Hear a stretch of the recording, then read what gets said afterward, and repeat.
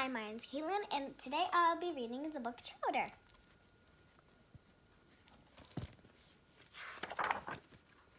Chowder had always been different. His owners liked to think of him as quirky, but most people thought he was just plain weird.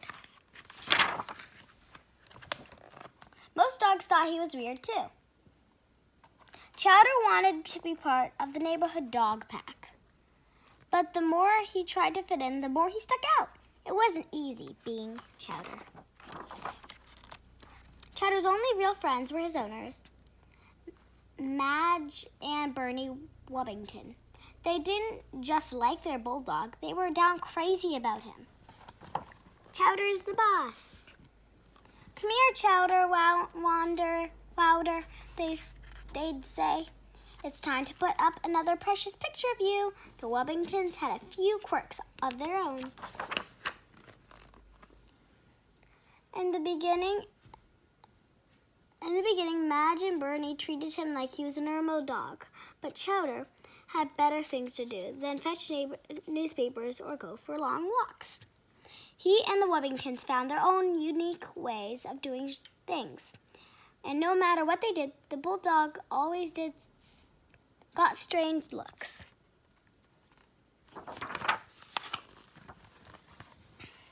The only place where Chowder didn't feel like an outsider was at home. And every weekday, he had the whole apartment to himself. Madge and Bernie bought tons of dog toys to keep him company. Chowder preferred people toys, like headphones and computer. He spent sunny days on the balcony with his favorite toy of all, Bernie's far-out stellar scope.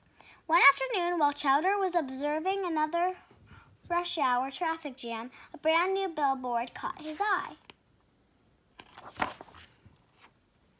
When it's time to rustle up some grub, come see the crazy critters at our new petting zoo, Food Ranch, next exit.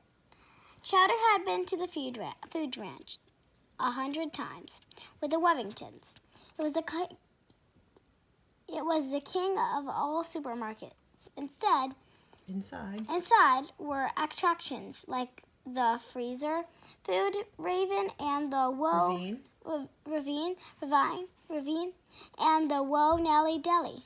And now there was a new petting zoo called the Critter Coral. Suddenly, Chowder's brain was buzzing. All the neighborhood dogs had said Chowder belonged to the zoo, and he wondered if they were right. He couldn't wait to meet the petting zoo animals. But a week later, the Wubbingtons still hadn't gone grocery shopping. So Chowder cooked up the perfect plan and turned his usual midnight snack into a midnight feast. Madge and Bernie woke up Saturday morning with empty stomachs and an empty fridge. Just like Chowder had planned, they finally took a trip to the food ranch.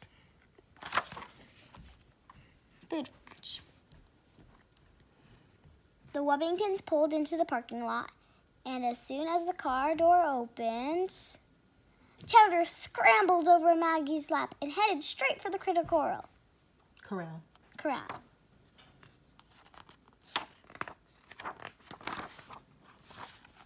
Chowder figured this was his best chance of finding friends, and he didn't want to ruin it. He had just about to introduce himself when a red kickball rolled over to him. All he had to do was bump the ball back under the fence, and he knew they'd invite him to play. But Chowder had never kicked a ball before. With the first clumsy swing of his paw, he launched the ball over the animals and into a tree. They heard it bounce around between the branches, and after one final boing, it was silent. The ball was stuck. They were still looking up at the tree when the Wubbingtons appeared. Get along, little doggy, Bernie said as he scooped with his bulldog. It's time to rustle up some grub. Before Chowder could even apologize for losing the ball, he was rolling away from the petting zoo. Chowder was not happy. Since he took up all the shopping cart space, the Wubbingtons Hark their pouch in the one place they knew he'd stay put. But not even dog food could keep Chowder's mind off the petting zoo. He'd felt like a real fool out there, and he couldn't face the animals again unless he had their ball. But he was too short to climb the tree, and the food ranch didn't sell kickballs. He didn't know what to do. Chowder was feeling sorry for himself when his belly began to gurgle and groan. His midnight feast was telling him that he needed to find a toilet, so he headed upstairs to the restroom. While washing up, Chowder had a wild idea. He squeezed into the restroom window, and just as he hoped, he could see the kickball in a nearby tree. The bulldog mustered up his courage, and with one loud yelp, he popped into the air.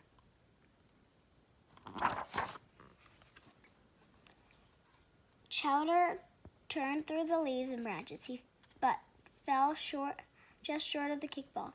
As he dangled high above the ground, Chowder realized he had no way of getting down, no way of barking for help.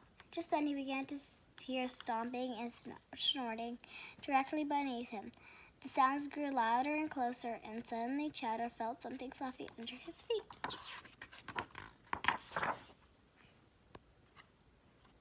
Petting zoo animal rescued him, and they did it in style.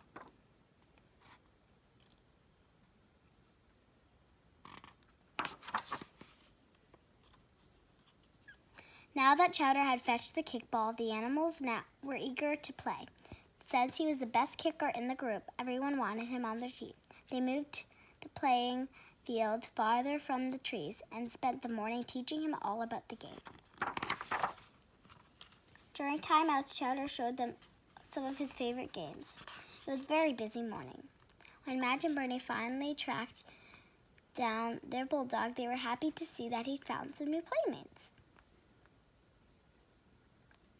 "Say Chowder, everyone," Maggie said as she snapped a few more precious pictures for their collection.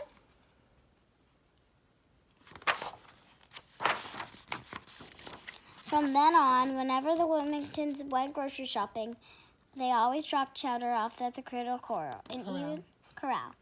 And even when Chowder couldn't make it to the petting zoo, he and his friends still found ways of having fun together. Just like you find ways to have fun together even when we're stuck inside. How do you do that with your friends? You can call them. Mm-hmm. Or you can talk to them from a distance. That's right.